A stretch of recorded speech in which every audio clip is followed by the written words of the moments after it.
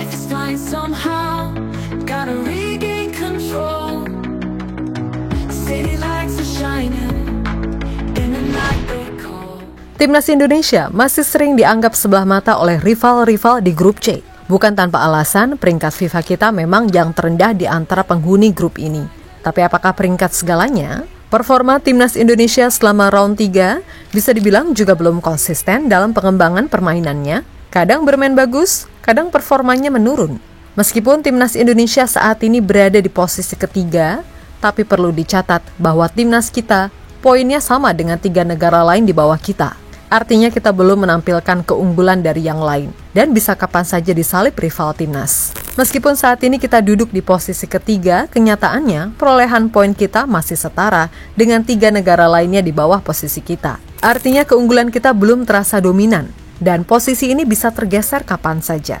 Namun semua itu bisa berubah karena dalam beberapa tahun terakhir Timnas Indonesia mengalami lonjakan kualitas pemain yang luar biasa. Dan salah satu aspek paling mencolok adalah di lini belakang. Kenapa lini belakang ini bisa jadi game changer bagi Indonesia? Bagaimana kombinasi pemain baru bisa membuat lawan kebingungan mencari celah? Mari kita bahas lengkapnya.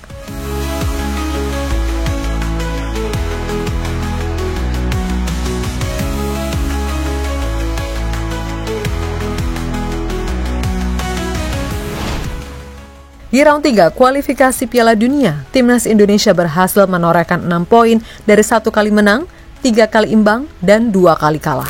Berada di posisi 3 klasemen sementara, memecahkan rekor poin terbanyak sebelumnya di round 3 negara Asia Tenggara. Meskipun begitu, Indonesia mungkin masih yang diremehkan oleh rival-rival kita. Pasalnya, performa kita memang masih naik turun, dan posisi kita di klasemen belum aman.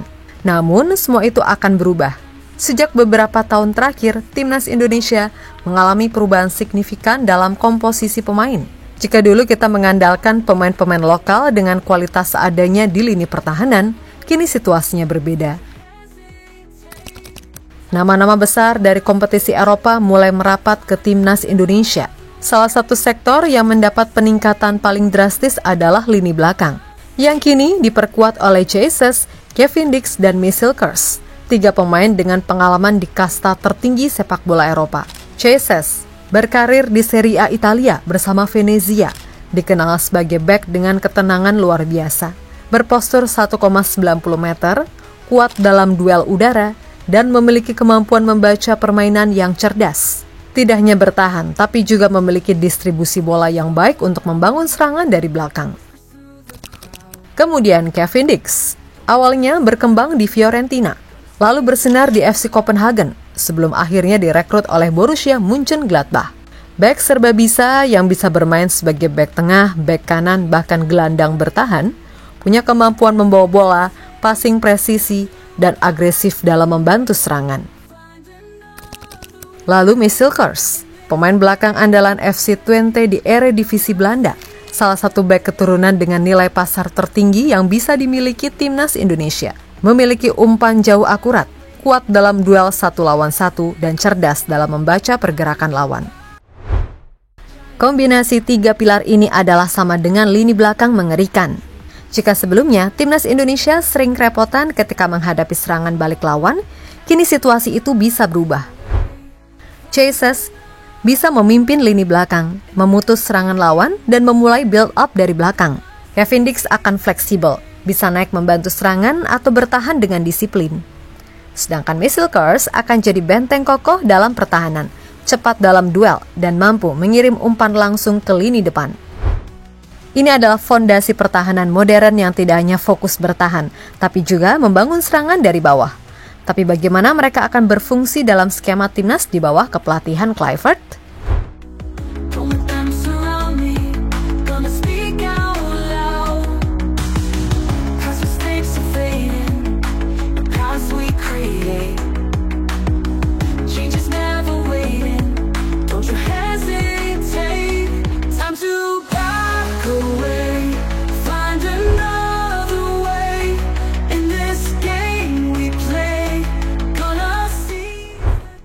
Timnas Indonesia di bawah Patrick Kluivert kemungkinan besar akan menerapkan pendekatan menyerang dengan build up dari belakang.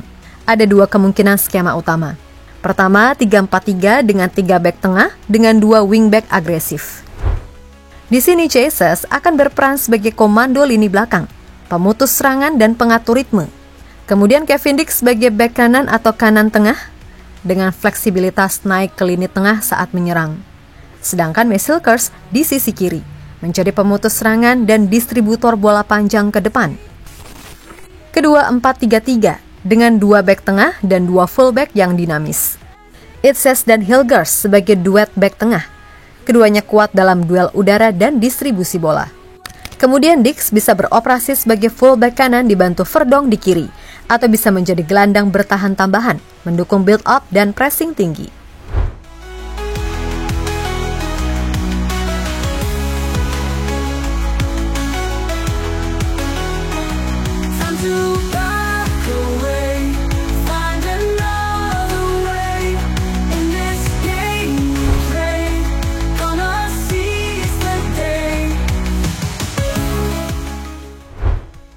Di sini ketiga pilar timnas tersebut akan memainkan perannya masing-masing.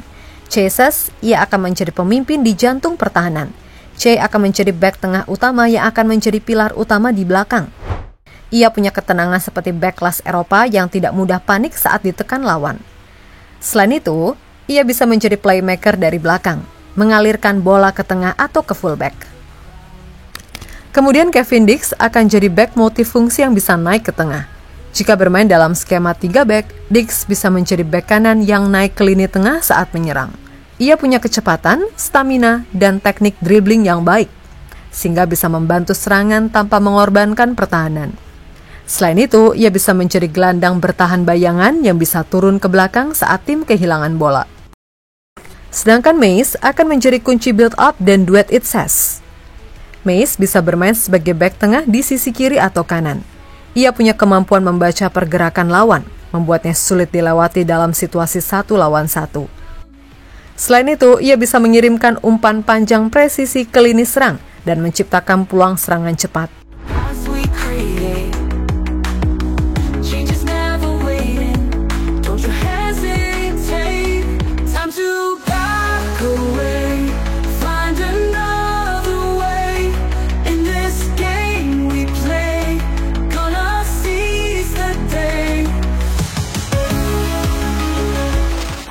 Dengan adanya Jesus, Kevin Dix, dan Mace Hilgers tentunya akan memberikan keuntungan besar bagi Indonesia.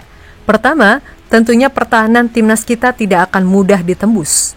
Trio ini memiliki visi kuat, pengalaman bermain di liga-liga top, dan disiplin bertahan yang lebih baik dibandingkan back sebelumnya. Kedua, build up akan lebih rapi. Tidak hanya bertahan, mereka juga bisa memulai serangan dengan umpan-umpan akurat dari belakang. Kemudian akan meningkatkan fleksibilitas taktik, artinya bisa bermain dalam skema 3 back atau 4 back tanpa kehilangan keseimbangan.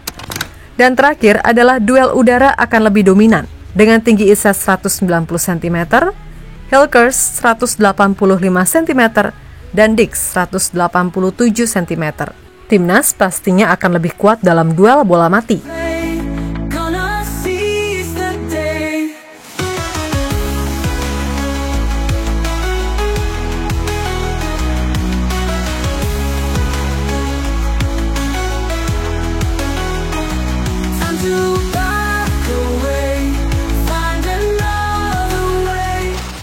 Ya, dulu pertahanan timnas Indonesia sering dianggap sebagai titik lemah.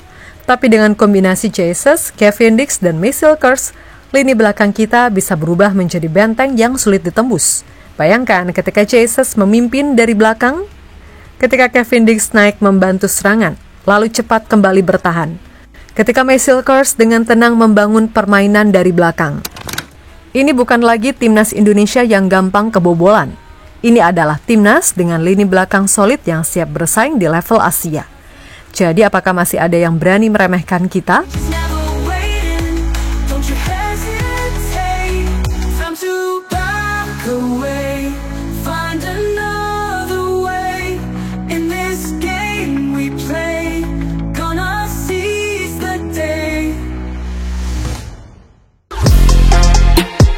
Halo, izin iklan sebentar ya guys. Jadikan ruangmu bernuansa timnas. Temukan beragam poster dinding, sepak bola dan timnas dengan desain menawan, kualitas premium dan harga yang tidak akan menguras kantong. Segera klik link Shopee di deskripsi video ini dan dukung timnas dengan sepenuh hati. Mulai dari dinding rumahmu.